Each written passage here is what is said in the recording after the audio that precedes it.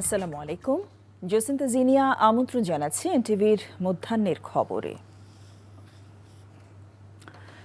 July August অভ্যুত্থানের দ্বিতীয় শহীদ ওয়াসিম সহ চট্টগ্রামে ৬ জনকে হত্যার ঘটনায় দায়ের করা মানবতা বিরোধী অপরাধের মামলায় রাউজানের সাবেক সংসদ সদস্য এবিএম ফজলে করিম চৌধুরী সহ ৩ আসামিকে ট্রাইব্যুনালে হাজির করা হয়েছে। আজ আন্তর্জাতিক অপরাধ ট্রাইব্যুনাল ১-এ এই মামলার শুনানি হচ্ছে। এর আগে গত ৮ এপ্রিল ফজলে করিম ও ফিরোজকে ট্রাইব্যুনালে হাজির করা হয়। তদন্ত শেষ করতে প্রসিকিউশন সময় চাইলে আদালত তা মঞ্জুর করেন। বৈষম্য বিরোধী ছাত্র আন্দোলন চলাকালে গত বছরের ১৬ জুলাই চট্টগ্রাম নগরের ১৬ শহর ও মুরাদপুর এলাকায় আওয়ামী লীগ, যুবলীগ, স্বেচ্ছাসেবক লীগ ও ছাত্রলীগের নেতাকর্মীরা ছাত্র জনতার উপর হামলা এবং গুলি চালায়। এ ঘটনায় ছাত্রদল কর্মী ওয়াসিম আকরাম, শিবির কর্মী ফয়সাল আহমেদ শান্ত ও ফার্নিচার ব্যবসায়ী মোহাম্মদ ফারুক গুলিবিদ্ধ হয়ে নিহত হয়।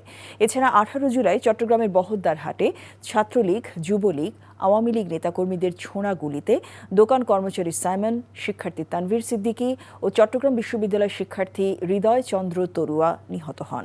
এই মামলায় গত ২৫ মার্চ সাবেক মন্ত্রী হাসান মাহমুদ সহ ১৫ আসামির বিরুদ্ধে গ্রেফতারি পরোয়ানা জারি করে ট্রাইব্যুনাল। এদিকে মানবতা বিরোধী অপরাধের মামলায় শেখ হাসিনা ও আসাদুজ্জামান খান কামালের অব্যাহতি চেয়ে ট্রাইব্যুনালে রাষ্ট্র নিযুক্ত আসামিপক্ষের আইনজীবীর করা আবেদনের শুনানি চলছে। জাতীয় ঐকমত্য কমিশনের দ্বিতীয় দফায় ১০ম দিনের আলোচনা শুরু হয়েছে। আজকে সংলাপে উপজেলা পর্যায়ে অধস্তন আদালত সম্প্রসারণ, জরুরি অবস্থা জারি ও সংসদে নারী আসন নিয়ে আলোচনা হবে। সকাল ১১টায় রাজধানীর ফরেন সার্ভিস একাডেমিতে এই সংলাপ শুরু হয়। দেশের নতুন রাজনৈতিক সমঝোতা ও সংস্কার কাঠামো গঠনের লক্ষ্য নিয়ে গত কয়েক মাস ধরেই চলছে জাতীয় ঐকমত্য কমিশনের বৈঠক। রাজনৈতিক দলগুলোর সাথে এই বৈঠকে অনেক বিষয়ে ঐকমত্য তৈরি হচ্ছে, আবার দ্বিমত স্পষ্ট হয়ে উঠছে। সংবিধান সংস্কার থেকে শুরু করে সাংবিধানিক নিয়োগ প্রক্রিয়া, দ্বিকক্ষ বিশিষ্ট সংসদ, প্রধানমন্ত্রীর মেয়াদকাল, এমনকি প্রেসিডেন্ট প্রধানমন্ত্রীর ক্ষমতার ভারসাম্য সবই এখন আলোচনার টেবিলে। আলোচনা শুরুতে রাখা বক্তব্যে কমিশনের সহ সভাপতি অধ্যাপক আলী রিয়াজ বলেন, কমিশন কোনো কিছু চাপিয়ে দিচ্ছে না এবং সব বিষয়ে ঐক্য হওয়ারও দরকার নেই।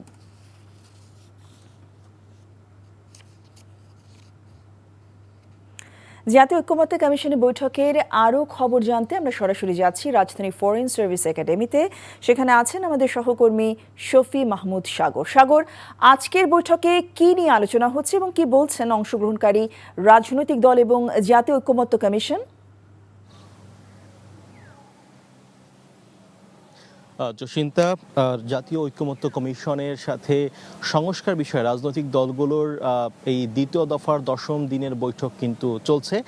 আর সকাল 11:30 নাগাদ শুরু হয়েছে এই বৈঠক, যেখানে সব রাজনৈতিক দলের প্রতিনিধিরাই অংশ নিয়েছেন এবং আজকের দিনে মূলত ৩টি বিষয়ের উপর আলোচনা হবে। সেটি হচ্ছে উপজেলা পর্যায়ে অধস্থন আদালতের সম্প্রসারণ, জরুরি অবস্থা ঘোষণা এবং সংসদে নারী প্রতিনিধিত্ব বিষয়, যেখানে ইতোমধ্যেই জরুরি অবস্থা ঘোষণা এবং সংসদে নারী প্রতিনিধিত্বের যে আলোচনা সেটি কিন্তু এর আগেও হয়েছে, তবে সেই বিষয়ে এখনও একমতে পৌঁছাতে পারেনি রাজনৈতিক দলগুলো। সেটি নিয়ে আজকে আবারও বৈঠকটি হবে এবং আমরা যে জানতে পেরেছি সেটি হচ্ছে যে এই ক্ষেত্রে রাজনৈতিক দলগুলো একাধিক অপশন নিয়ে তারা কথা বলেছেন, যেটির হয়তোবা আজকের দিনে তারা আলোচনায় একমত হতে পারেন। এর পাশাপাশি একদম আজকের দিনে কার্যক্রমের শুরুতে এই জাতীয় ঐক্য কমিশনের সহসভাপতি ডক্টর আলী রিয়াজ তিনি যেটি বলেছেন যে জাতীয় ঐক্যমত্য কমিশন কারো কোনো দলের উপর বা তাদের প্রস্তাবনা আসলে চাপিয়ে দিচ্ছে না, বরঞ্চ সবগুলো রাজনৈতিক দল বিভিন্ন প্রস্তাবনা নিয়ে বিভিন্ন দিক আলোচনা করে যেই সিদ্ধান্তে আসবেন সেই সিদ্ধান্তকেই আসলে তারা অ্যাপ্রিসিয়েট বা প্রশংসা করছেন। একই সাথে তারা এটিও বলেছেন যে আসলে দল কিংবা নিজেদের যে রাজনৈতিক দর্শন সেটি তো থাকবে, এর পাশাপাশি আপনার দেশ এবং দেশের মানুষের স্বার্থে যাতে করে যেটি ভালো হয় সেই দিকে সবাই একমত হন, সেই বিষয়ে তারা আসলে সবাইকে উৎসাহ দিচ্ছেন। তো এই ছিল জসিন্তা এখান থেকে আজকে সর্বশেষ খবর। দর্শক, জানছিলাম জাতীয় ঐকমত্য কমিশনের বৈঠকের খবর। আগামী বছরের ফেব্রুয়ারিতে অন্তর্বর্তী সরকার নির্বাচনের আয়োজন করবে এমন আশাবাদ জানিয়ে বিএনপি মহাসচিব মির্জা ফখরুল ইসলাম আলমগীর বলেছেন, নির্বাচনের মাধ্যমে দেশ সঠিক পথে এগোবে। সকালে সিলেট পৌঁছে কেন্দ্রীয় নেতাদের নিয়ে হযরত শাহজালালের মাজার জিয়ারত শেষে তিনি কথা বলেন। আরও বলেন, জুলাই রক্তাক্ত ছাত্র জনতার গণ অভ্যুত্থান যে নতুন পথ দেখিয়েছে তা বাস্তবায়নে কাজ করতে হবে সবাইকেই। সেখানে যুক্তরাজ্য বিএনপি সভাপতি এম মালেকের আমন্ত্রণে এবং জেলা ও মহানগর বিএনপির আয়োজনে দলের চেয়ারপারসন খালেদা জিয়া ও ভারপ্রাপ্ত চেয়ারম্যান তারেক রহমানের সুস্বাস্থ্য ও দীর্ঘায়ু কামনায় আয়োজিত দোয়া মাহফিল, কর্মী সভা এবং জুলাই শহীদদের সম্মাননা প্রদান অনুষ্ঠানে যোগ দেওয়ার কথা রয়েছে তাঁর।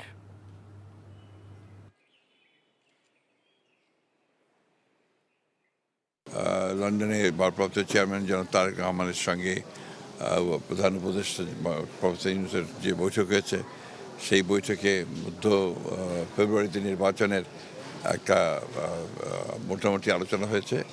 আমরা সবাই আশাবাদী যে এই নির্বাচনের মধ্য দিয়ে দেশ জাতি গণতন্ত্রে ফিরে যাবে।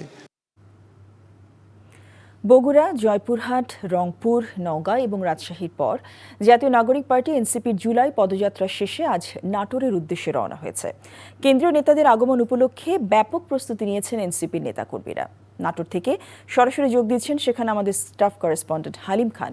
হালিম, এনসিপির জুলাই পদযাত্রা এখন কোথায় এবং এখানকার কর্মসূচি সম্পর্কে কি খবর আপনি আমাদেরকে জানাতে পারবেন? চিন্তা আপনি জানেন যে নির্বাচন এনসিপির কেন্দ্রীয় নেতা যে আহ্বায়ক নাহিদ ইসলামের নেতৃত্বে এনসিপির নেতৃবৃন্দ যারা উত্তরাঞ্চল সফর করছেন, তারা রাজশাহী হয়ে সকাল 11:30টার দিকে নাটোরের উদ্দেশ্যে তারা রওনা দিয়েছেন। এখন তারা পথের মধ্যে আছেন।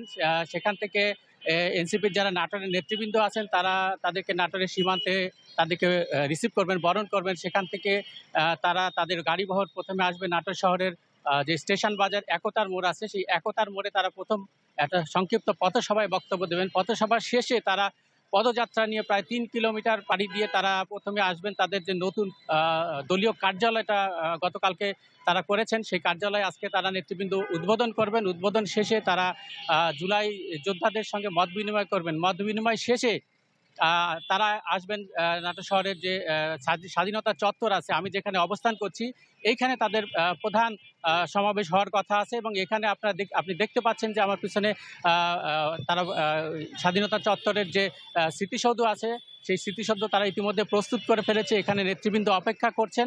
এখান থেকেই তারা তাদের যে পরিকল্পনা, সংস্কার, বিচার সংস্কার এবং নির্বাচনের যে ধারণা নিয়ে তারা বের হয়েছে, সেই দিক নির্দেশনামূলক বক্তব্য তারা প্রদান করবেন।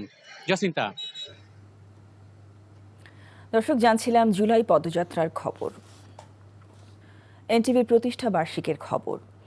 বস্তুনিষ্ঠ ও নিরপেক্ষ সংবাদ পরিবেশনের ধারাবাহিকতা এবং এনটিভিতে আরও বৈচিত্র্যময় অনুষ্ঠান প্রত্যাশা করেন দর্শক ও অতিথিরা। এ উপলক্ষে দেশের বিভিন্ন স্থানে আয়োজিত অনুষ্ঠানমালায় উঠে এসেছে এমন বক্তব্য।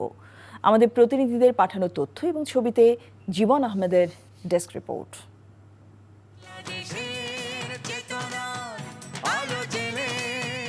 নারায়ণগঞ্জের মাদ্রাসার এতিম শিশু শিক্ষার্থী আলেম ওলামাদের নিয়ে কোরআন তেলাওয়াত প্রতিযোগিতা, মিলাদ, দোয়া, কেক কাটা, বৃক্ষরোপণ সহ নানা আয়োজন করা হয়। এনটিভি সময়ের সাথে আগামীর পথে এই স্লোগান দিয়ে বাংলাদেশের প্রেক্ষাপটে যে নতুন দিগন্ত উন্মোচন করেছিল, তা আজও সফলতার সহিত এগিয়ে যাচ্ছে।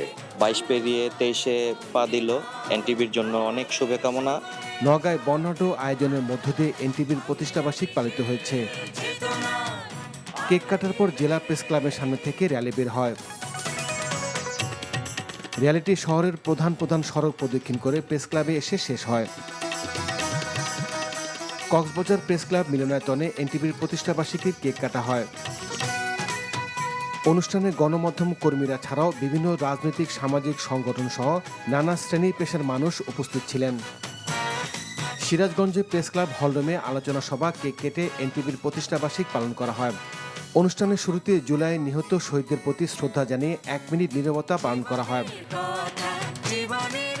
এনটিভির 23 বছর পদার্পণ উপলক্ষে পঞ্চগড়ের শিক্ষার্থীদের মাঝে গাছের চারা বিতরণ, কেক কাটা, আলোচনা সভা অনুষ্ঠিত হয়। জেলা শিল্পকলা একাডেমি মিলনায়তনে অনুষ্ঠানে নানা শ্রেণী পেশার মানুষ উপস্থিত ছিলেন। পরে একটি বর্ণাঢ্য র্যালি বের হয়। মাদ্রাসার শিশুদের মৌসুমি ফল খাওয়ানোর মধ্য দিয়ে হবিগঞ্জে এনটিভির প্রতিষ্ঠাবার্ষিক উদযাপিত হয়েছে। অনুষ্ঠানের প্রধান অতিথি হবিগঞ্জ জেলা পরিষদের প্রধান নির্বাহী কর্মকর্তা নুরুল ইসলাম এনটিভির সংবাদ ও অনুষ্ঠানমালার ভূয়সী প্রশংসা করেন। এনটিভির প্রতিষ্ঠাবার্ষিক উপলক্ষে মুন্সিগঞ্জে কেক কাটা, শিক্ষার্থীদের মাঝে গাছের চারা বিতরণ করা হয়েছে। মোংলায় আলোচনা সভা, কেক কাটা, র্যালি ও গাছের চারা বিতরণের মধ্য দিয়ে এনটিভির জন্মদিন পালন করা হয়েছে। জীবন আহমেদ, এনটিভি নিউজ ডেস্ক। এই ছিল মধ্যাহ্নের খবরে। এই খবরের ভিডিও সহ আপডেট জানতে ভিজিট করুন এনটিভি অনলাইন www.ntvbd.com। এছাড়াও এনটিভি জনপ্রিয় সব অনুষ্ঠান ও খবরের আপডেট জানতে ভিজিট করুন আমাদের ইউটিউব ভেরিফাইড ফেসবুক পেজ। 2টায় দুপুরের খবর দেখার আমন্ত্রণ রইল। সবাইকে ধন্যবাদ।